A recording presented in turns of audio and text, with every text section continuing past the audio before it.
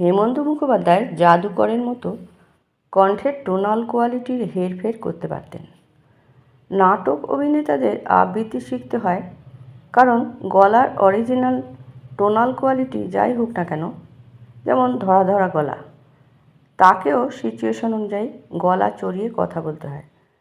ঠিক তেমনি বিশেষ করে ছায়াছবির ক্ষেত্রে গায়ককেও নিজের টোন বদলাতে হয়, যেটা হেমন্ত মুখোপাধ্যায় সাবলীলভাবে করেছেন। একটু লক্ষ্য করলেই বোঝা যাবে যে উত্তম কুমারের লিপে হেমন্ত মুখার্জি যত গান গেয়েছেন, উদাহরণস্বরূপ বলা যায় যদি ভাবো এ তো খেলা নয়, মৌ বনে আজ মৌ জমেছে, এই পথ যদি না শেষ হয়, এইসব গানে হেমন্ত মুখার্জির কণ্ঠের টোনাল কোয়ালিটির সঙ্গে সৌমিত্র চট্টোপাধ্যায়ের লিপে গাওয়া মণিহার বা চেনা অচেনা বা স্ত্রী ছবির গানের টোনাল কোয়ালিটির অনেক পার্থক্য।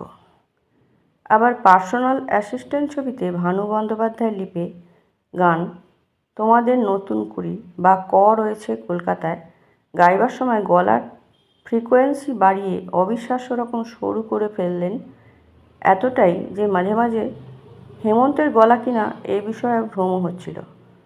অবশ্য উত্তম কুমারের সঙ্গে তার জুটি বাংলা সঙ্গীতে এরকম বিস্ময়কর মিল আজ পর্যন্ত বাংলা গানে দেখা যায়নি। এছাড়া চিৎকার না করে শুধু সুনিয়ন্ত্রিত কণ্ঠ প্রক্ষেপণ করেই গানের ভাবটিকে যথার্থভাবে প্রকাশ করার ব্যাপারে হেমন্ত মুখার্জির দক্ষতা ছিল অপরিসীম। অনেক কঠিন পথ পেরিয়ে নিরলস সাধনার ব্রতী থেকে অনিন্দ্য কণ্ঠস্বরের অধিকারী হয়েও তিনি নিজেকে পূর্ণ বিকশিত করেছেন প্রকৃতির নিয়ম মেনে, অর্থাৎ কুঁড়ি থেকে ফুল হয়ে ওঠে। আর সেই কথাটাই জানিয়ে দিলেন একটি গানের মাধ্যমে, একদিনেতে হইনি আমি তোমাদেরই হেমন্ত। গায়ক হেমন্ত মুখোপাধ্যায়ের ঐন্দ্রজালিক কণ্ঠ মাধুর্যে শ্রোতারা যখন সম্পূর্ণ আপ্লুত, সুরকার হেমন্ত কিন্তু গায়ক হেমন্তর অনেক পেছনে চলে আসেন।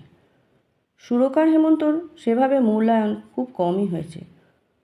সহজ সুর সৃষ্টি করে তিনি সুরকার হিসেবে নিজেকে প্রতিষ্ঠা করেছেন বলে যে কথাটা চলে আসছে, সেটি অত্যন্ত দুর্ভাগ্যজনক।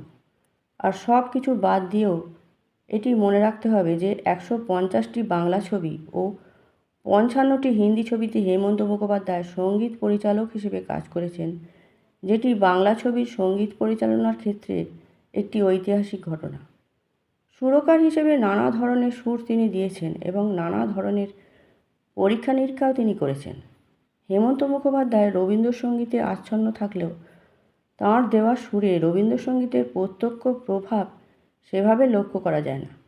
এর ব্যতিক্রম হিসেবে একটি গানের কথা আমরা উল্লেখ করতে পারি।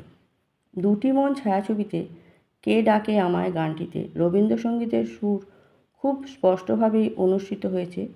যেমন এই গানের সঞ্চারিতে আমরা শুনি, পৌষের রোদ হয়ে ঝরে ঝরে পড়েছে সে কিছুক্ষণ, বৈশাখী বর্ষা শীর্ণা তটিনী নিয়ে জল খেলা করেছে সে কিছুক্ষণ। গানের এই অংশটি শুনলে মনে হয় যেন আমরা রবীন্দ্রসঙ্গীত শুনছি। হেমন্ত মুখোপাধ্যায়ের সুরের আরেকটি বিশেষ দিকে দৃষ্টি আকর্ষণ করা যায়। হেমন্তর সুরারোপিত 4টি গানের মুখরার কথা ভেবে দেখুন।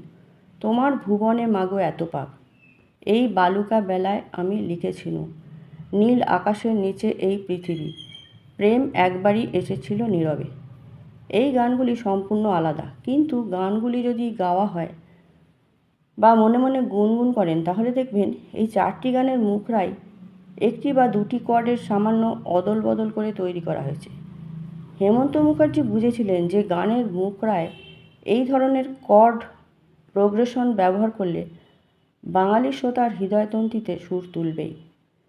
এই তথ্য হয়তো আগে 2-1জনের চোখে পড়েছে, কিন্তু যেটি পড়েনি সেটি হচ্ছে এই কর্ড প্রোগ্রেশনের উৎস কোথায়। মুখরাতে ব্যবহৃত এই কর্ড প্রোগ্রেশন হেমন্ত মুখোপাধ্যায় পেয়েছেন তারই অতি প্রিয় একটি রবীন্দ্রসঙ্গীতের অস্থায়ীতে। গানটি হলো তুমি রবে নীরবে হৃদয়ে মম। ভেবে দেখুন, এই 4টি গানের মুখরার সুরের কর্ড ও এই রবীন্দ্রসঙ্গীতের অস্থায়ীতে ব্যবহৃত প্রধান দুটি কর্ড প্রায় একই।